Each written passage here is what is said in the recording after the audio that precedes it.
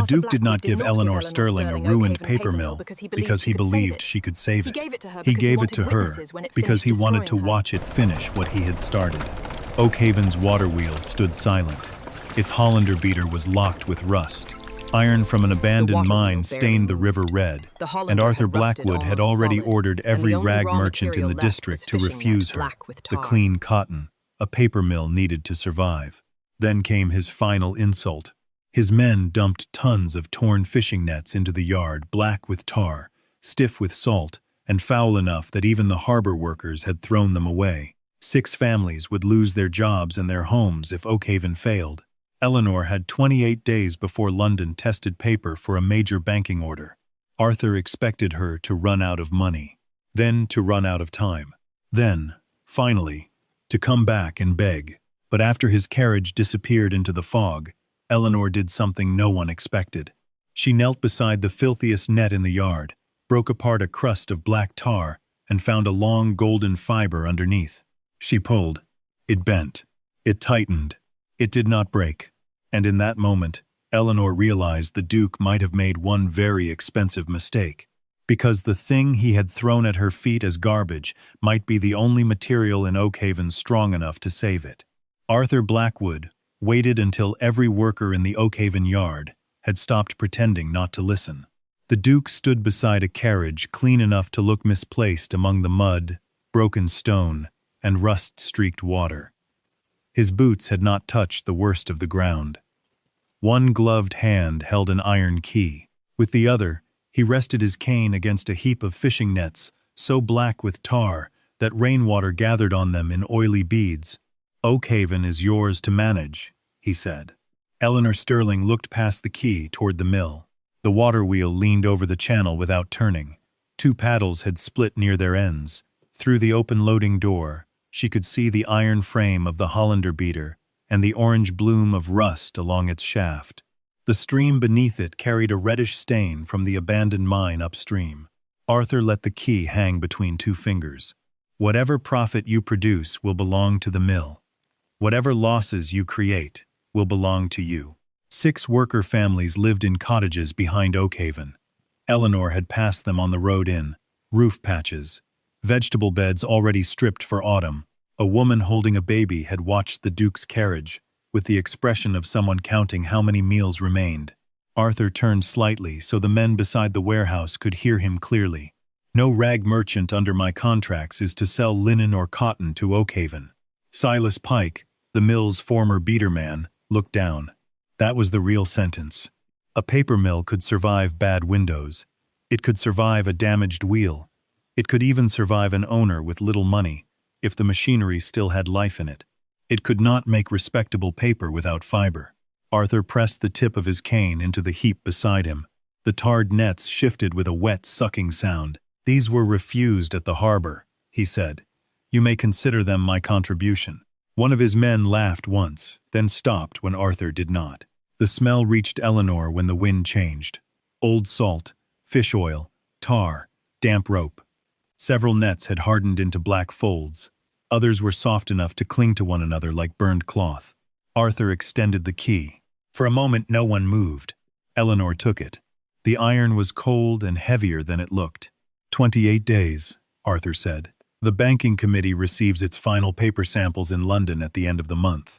I understand you once believed your father taught you something useful about paper." That was the first time her face changed. Not much, only enough for her thumb to stop against the edge of the key. Arthur noticed. He had meant her to. His own mills would be submitting cotton paper to the same committee. Everyone in the district knew it. If Oakhaven failed before then, its equipment could be sold, its cottages cleared, and its remaining debts folded neatly into accounts he already controlled. He waited for her refusal. Eleanor gave him none. She stepped around the heap instead. Near the bottom, where one net had torn against a broken iron hook, the tar coating had split. Beneath the black crust was a narrow strand, the color of dull gold. She crouched. Silas glanced at her as if embarrassment had finally become too much to watch. Eleanor pinched the exposed fiber between 2 fingers. It was longer than cotton, coarser than linen. Even fouled with tar, it bent without snapping. She pulled gently. The strand held.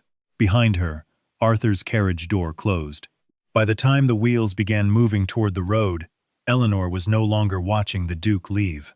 She was looking at the only thing in Oakhaven he had been certain was worthless. By noon, Eleanor had made 3 lists. The first contained what was broken beyond sensible repair. The second contained what looked ruined, but was not. The third was still almost empty. Silas Pike watched her write from the doorway of the beater room. "You'll need a longer first list," he said. Eleanor capped the pencil and stepped toward the Hollander. The machine filled most of the stone chamber. An oval iron trough, heavy shaft, rusted roll, and a belt hanging loose from the drive wheel. Damp had eaten through the leather in several places. One bearing was packed with black grease hardened almost to wax. But the frame had not cracked.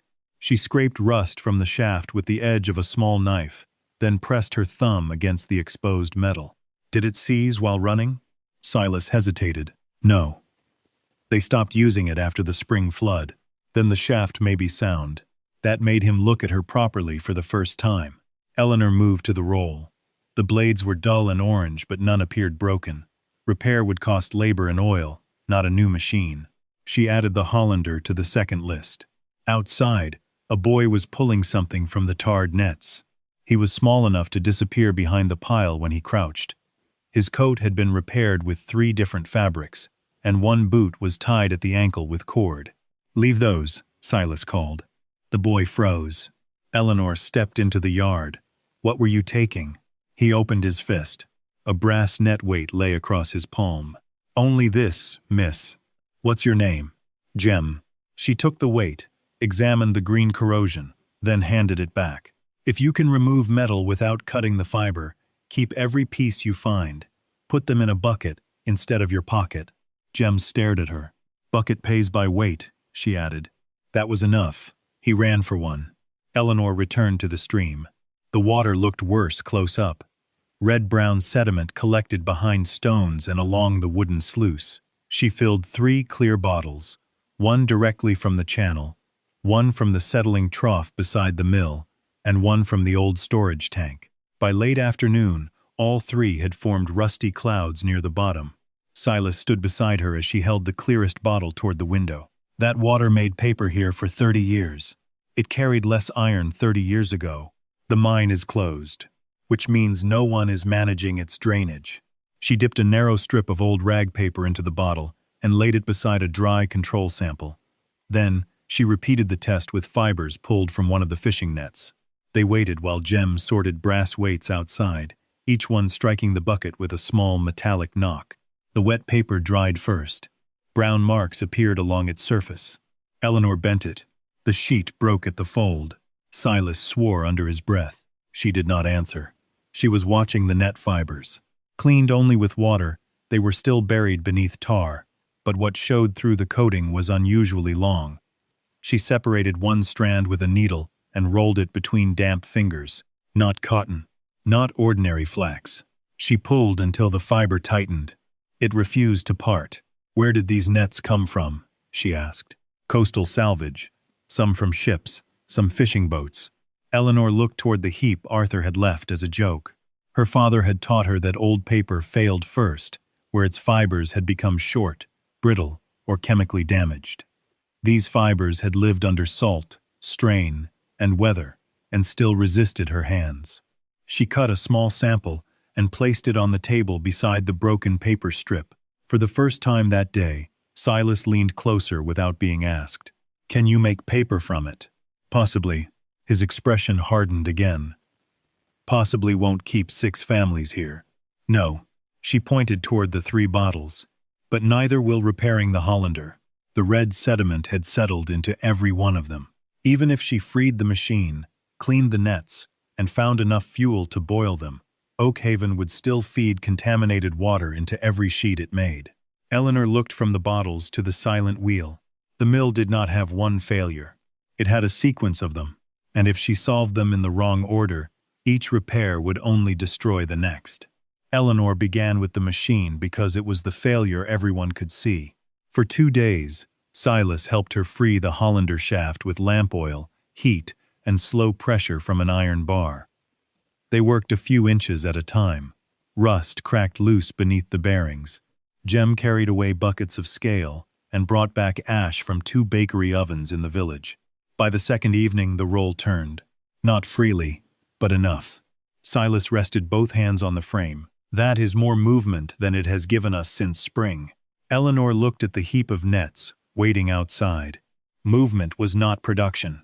She cut the least contaminated net into narrow strips and soaked them overnight in warm water, mixed with a weak lye made from Jem's ash. By morning, the surface tar had softened. Black streaks came away beneath a wooden scraper. Not all of it, Silas noticed. Soak it again. We lose another day. They had 24 left. Eleanor rubbed a strand between her fingers. The fiber beneath remained strong. In her father's conservation room, damaged papers had often required the gentlest treatment that could preserve what remained. Too much alkali could weaken old cellulose as surely as mold or acid. She had spent years learning when restraint saved a document. But a fishing net was not a Roman manuscript. She made the decision anyway. Cut it smaller. Silas said nothing. They fed the first wet bundle into the Hollander with clean water taken from the least-stained storage tank. The roll turned slowly, then faster, as the belt settled into rhythm. For several minutes, the sound was almost reassuring. Wooden drive wheel, leather belt, iron roll, water striking the trough in a steady pulse. Jem grinned from the doorway. Then the rhythm changed. The Hollander gave a heavy knock. Silas reached for the drive lever. Stop. Another knock followed. The remaining tar had warmed under friction. Instead of washing free, it stretched into black strings and wound itself around the roll. A thick strip caught beneath the blades. The machine jerked. The leather belt snapped with a flat crack and struck the wall. Everything stopped. Jem jumped backward. Silas stared into the trough. Tar coated the iron like burned pitch. Fibers had twisted into tight ropes around the shaft. No one spoke for several seconds. Eleanor reached into the cooling slurry with a wooden paddle and lifted what should have become pulp. It hung from the blade in a black, sticky mass. Her mistake was complete enough that there was no reason to defend it. Drain the trough, she said. Silas looked at her. That belt was our best one. I know. They lost the rest of the day cleaning the machine. The paper was worse. Eleanor formed one small sheet from the least contaminated pulp and left it near the stove overnight. By morning, its surface had turned uneven and brown. Rust-colored specks spread through the fibers. She folded it once. The sheet cracked. Jem picked up one broken half. I thought the net was the good part. It is. Eleanor took the fragment from him and pressed it flat beside the 3 bottles of river water from the day before. The fiber had survived salt water and years of strain. What had ruined the sheet was everything around it. Tar before the Hollander, iron before the vat, and her own decision to force both problems through the machine at once. Silas stood beside the broken belt. We can repair that, but if the next batch does the same thing, the shaft may not survive. Eleanor looked from the blackened blades to the rust-specked paper. They had 23 days left. Oakhaven could not afford another experiment that treated the mill as one problem. Before she ran the Hollander again, she would have to make the water clean enough for paper and the fiber clean enough for iron. The question was whether she could separate those 2 failures before the deadline separated the workers from their homes. The broken belt cost them half a day. Silas cut away the torn section and stitched the remaining leather around a shorter loop, while Eleanor worked outside beside the settling tank. She had stopped looking at the mill as one machine. Water first, fiber second, Hollander last.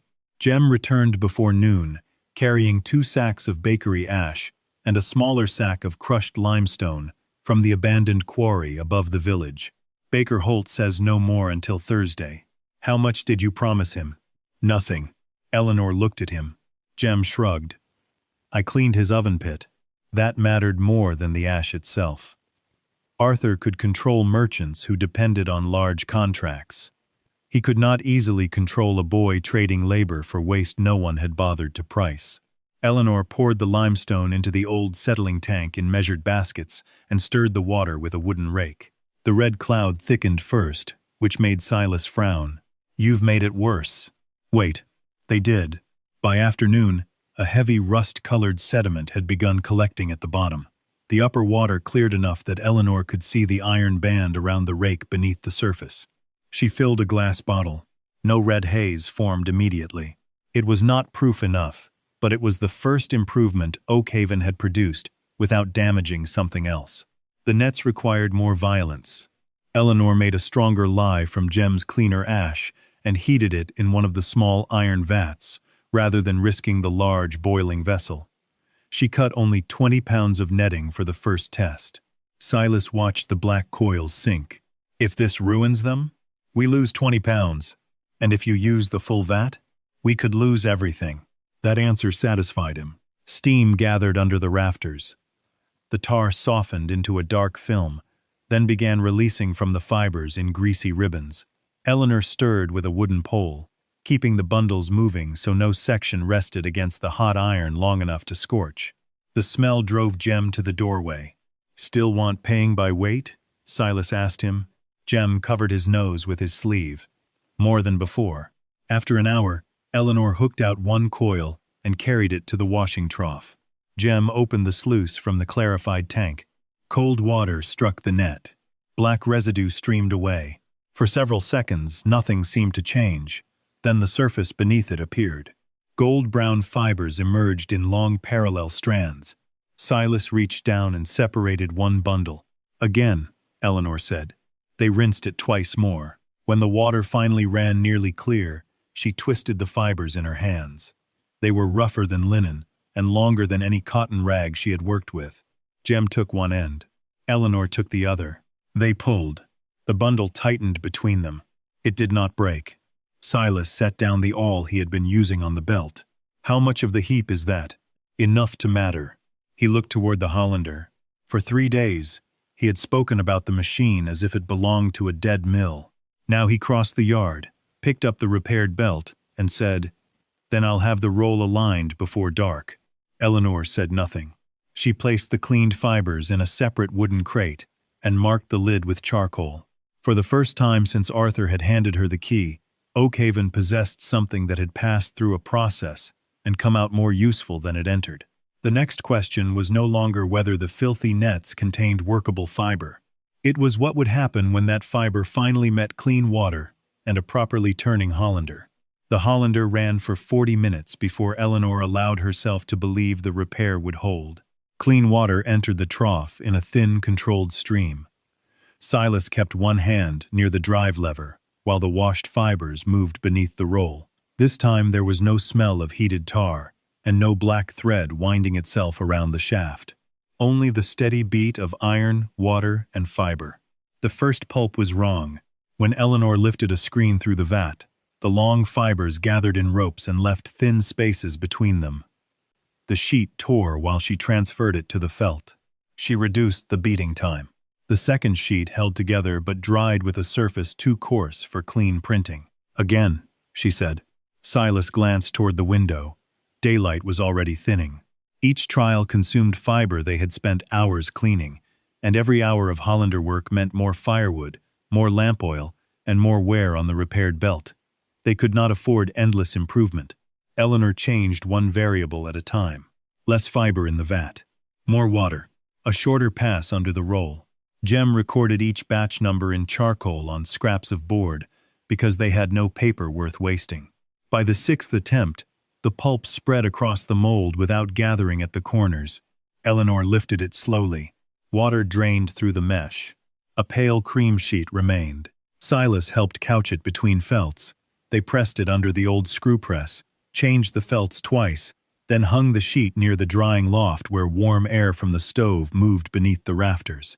No one spoke while it dried. Eleanor took it down before sunset. The paper was not perfectly white.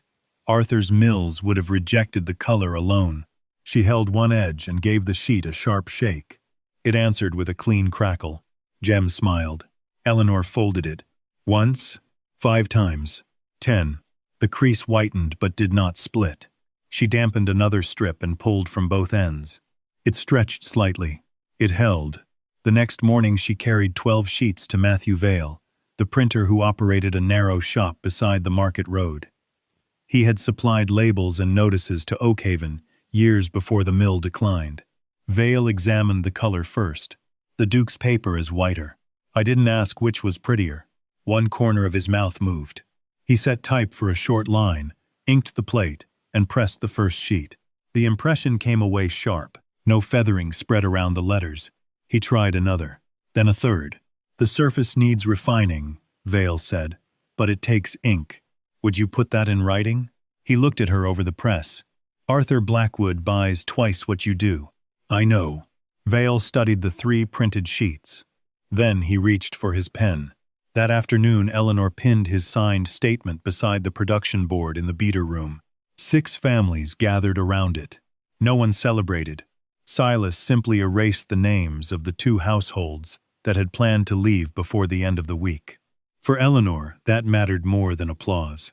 Oakhaven had not produced a miracle. It had produced repeatable paper from material Arthur had discarded, and an independent printer had confirmed that the paper could do useful work. But before Vale closed his shop that evening, one of Arthur's purchasing agents arrived to collect an unrelated order. He noticed the cream-colored sheet beside the press. He asked where it had come from. Vale did not answer. He did not need to. Oakhaven's mark was still written in charcoal across the corner. By nightfall, one sample was already traveling toward Arthur Blackwood. For the first time, Eleanor's progress had become valuable enough for the Duke to fear. The flaw appeared when Eleanor held the 6th sheet against the window. Under ordinary light, the paper looked coarse but serviceable. Against the pale sky, however, its interior became visible. Long fibers crossed one another in uneven paths, some almost the length of a finger before disappearing into the sheet. Eleanor turned it sideways. Silas was trimming felt at the press. What is it? The fibers are showing the mold. He came closer. The wire mesh beneath every sheet left a faint structure in paper, but the abaca held that structure more clearly than the shorter cotton samples Matthew Vale had given her. The long fibers settled around interruptions instead of hiding them. Eleanor took a thin piece of brass wire from Jem's bucket of salvaged net fittings. She bent it into a simple, curved mark. Silas frowned. Decoration? Identification. She tied the wire to one corner of a small mold and prepared another vat. The first attempt failed. Too many fibers gathered against the raised wire and formed a thick ridge that showed even without light. The second was worse. She beat the pulp longer to make it settle more evenly, but the extra treatment shortened enough fibers that the finished sheet lost some of its sharp crackle. She tore that sample in half and wrote the beating time on the production board. By evening, they had lost 9 sheets. Jem watched her remove the wire again. Maybe it doesn't want a picture. It doesn't need a picture. Eleanor replaced the curved shape with 3 thinner lines, spaced farther apart. The next morning, they tried again. Silas shortened the Hollander cycle. Eleanor reduced the weight of pulp on the mold and shook it more gently as the water drained. The fibers settled across the fine wire rather than piling against it. When the sheet dried, nothing obvious showed on the surface. Eleanor carried it to the window. 3 pale lines appeared inside the paper. Jem leaned toward the light.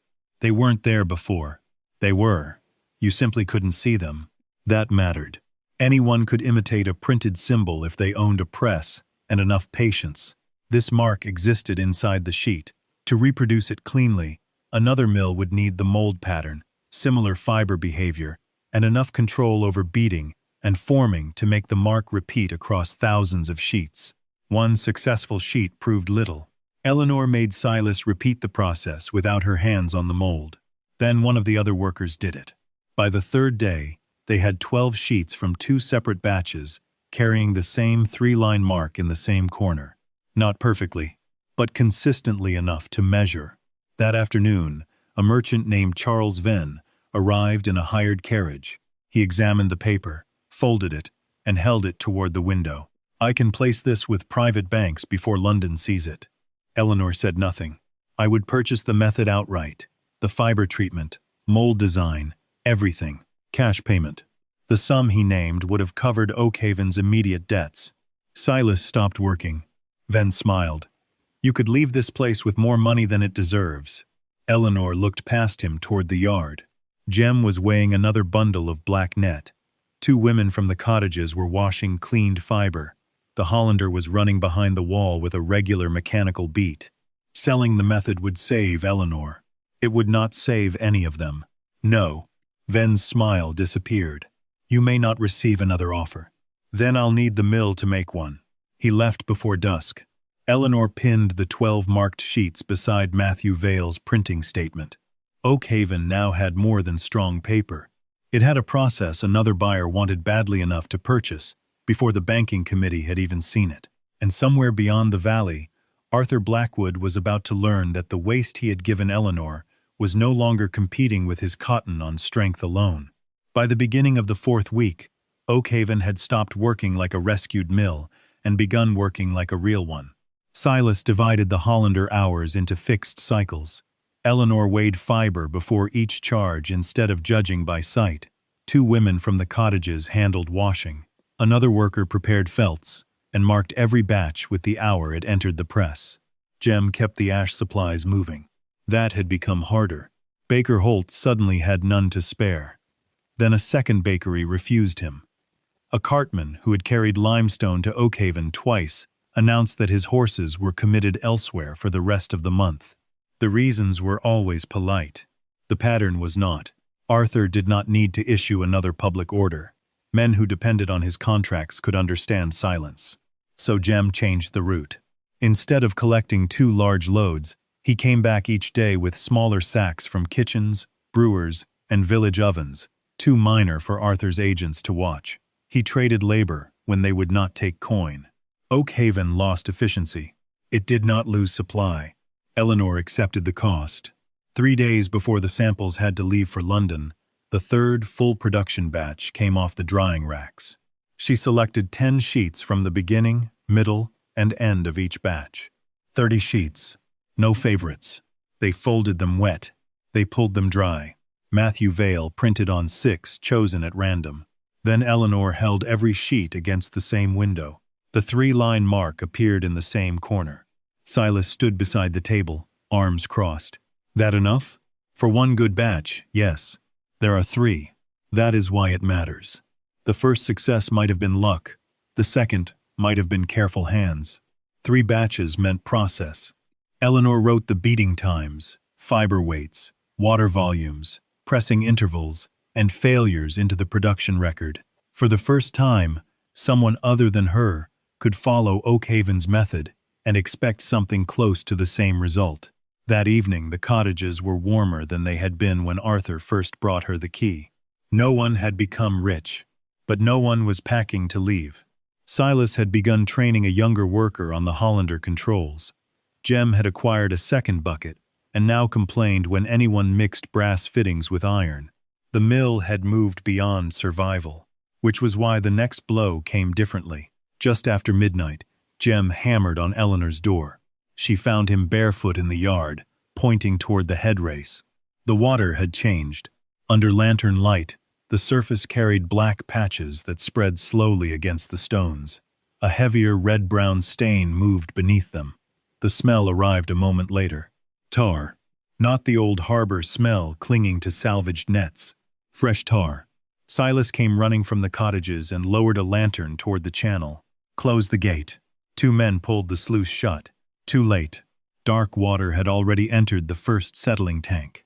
Eleanor walked to the edge and dipped a wooden paddle beneath the surface. When she lifted it, a black sheen coated the blade.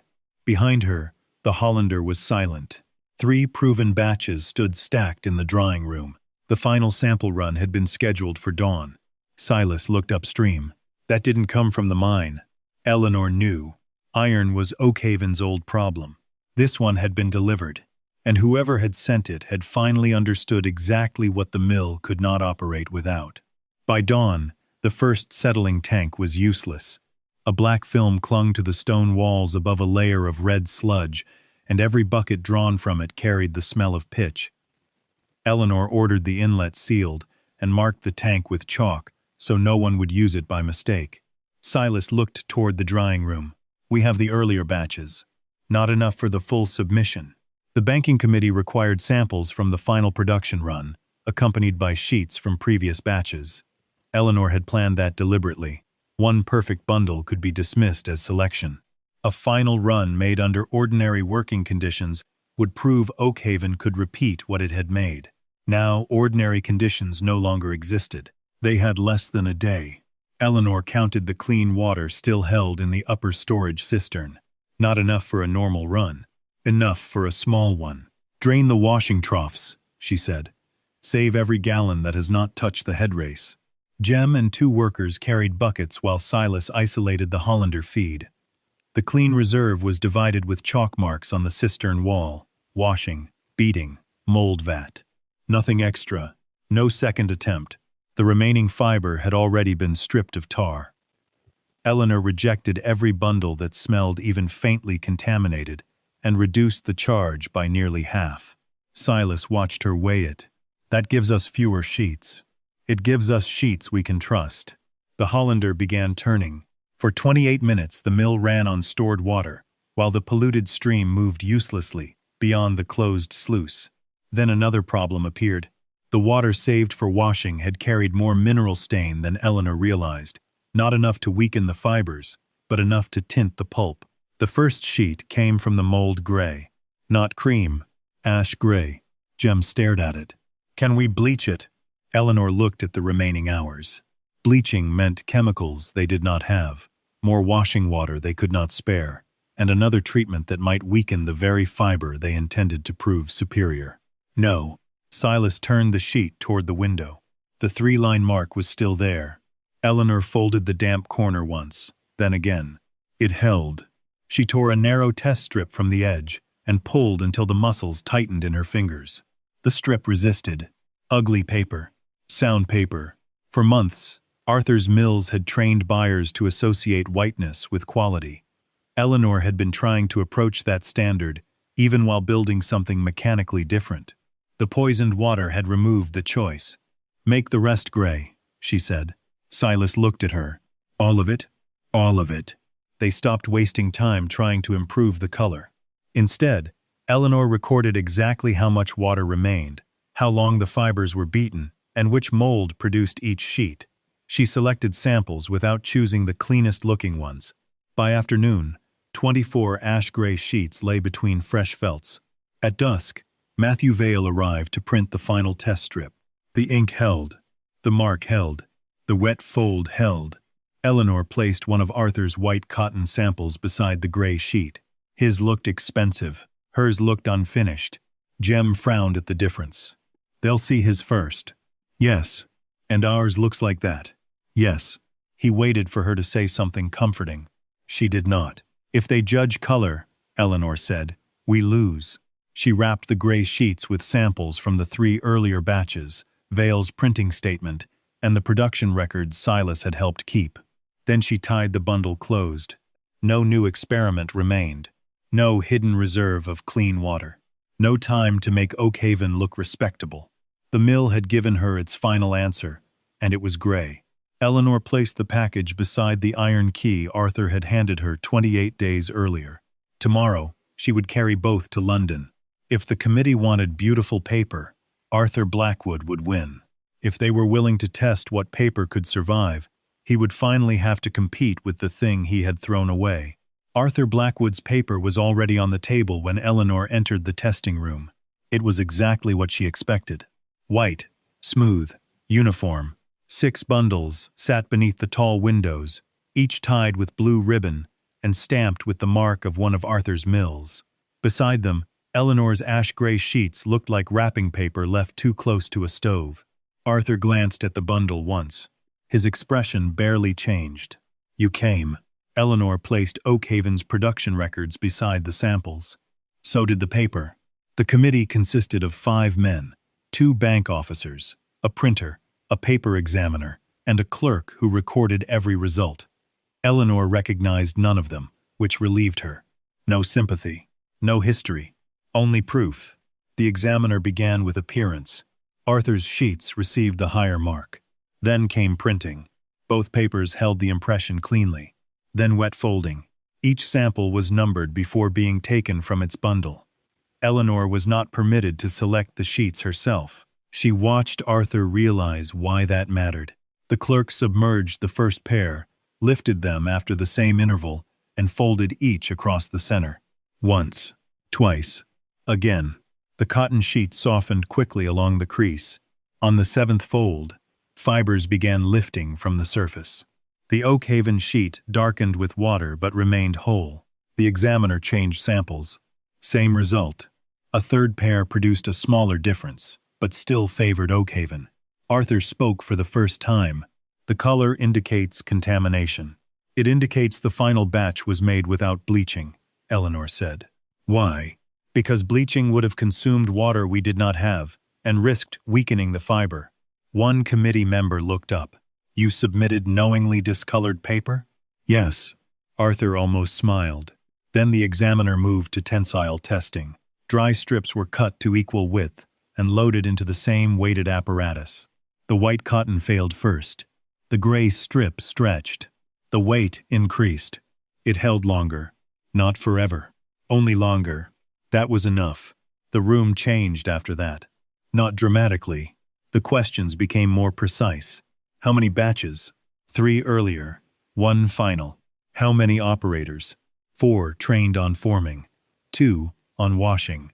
1 primary Hollander operator with a second now learning. Could another worker reproduce the sheet without Eleanor? Silas had done so twice. Could the internal mark repeat? Eleanor handed over sheets from 3 different dates. The examiner lifted them toward the window one by one. 3 pale lines appeared in the same corner. Not identical in every fiber.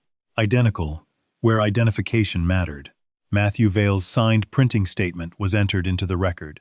So were the beating times, fiber weights, pressing intervals, and batch notes from Oakhaven. Arthur had brought finer paper. Eleanor had brought a manufacturing system. The committee withdrew for less than an hour. When they returned, the senior officer did not address Arthur first.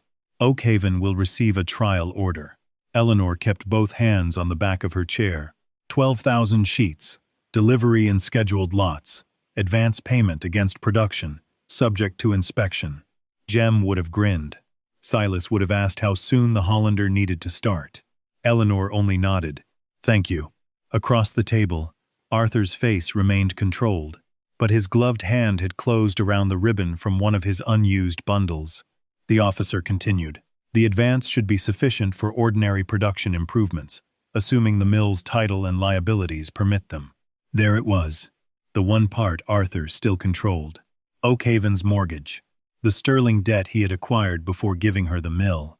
Arthur released the ribbon. For the first time that morning, he looked directly at Eleanor. The paper test was over. The ownership fight had just begun. Arthur tried to stop the payment before Eleanor reached Oakhaven. His solicitor sent notice that the mill's mortgage, together with the remaining sterling debt, gave Blackwood interests sufficient to delay any transfer of ownership until the accounts were settled. Eleanor read the notice at the same table where the first rust-specked sheet had broken in her hands. Then she opened the banking committee's contract. The advance was larger than the mortgage.